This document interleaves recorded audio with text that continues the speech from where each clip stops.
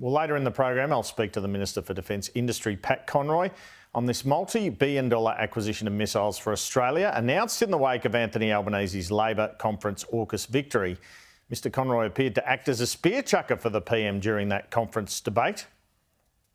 Now, 8 submarines and a few missiles going to make a difference against the might of the Chinese military in future.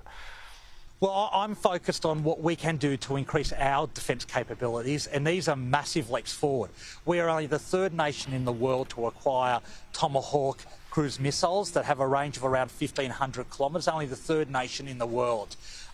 The acquisition of nuclear-powered but conventionally armed submarines is a massive leap forward in our submarine capability. And so these two things enhance our ADF.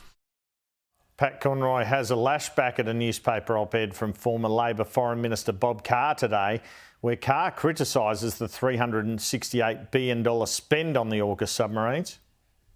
Unfortunately, it was full of numerous factual errors that I think undermined the credibility of the argument. For example, Mr Carr was arguing that these submarines would be built in the United Kingdom. We will be building these submarines in Australia. He argued that we were going to create 10,000 jobs. We'll be creating 20,000 high-paid, secure jobs through this enterprise. That opinion piece, quite frankly, wasn't accurate. On Sunday Agenda, Shadow Foreign Minister Simon Birmingham expressed concern about Chinese military exercises around Taiwan over the weekend, arguing there's always a potential for an accident causing a war from these sorts of activities.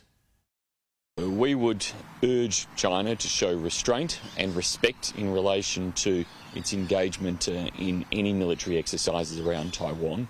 They, of course, are a concern when we see heightened levels of activity, because those types of heightened levels of activity just increase the risk and the potential for there to be some element of accident, some element of activity that causes an escalation, an unnecessary escalation, and that is a risk that none of us wish to see.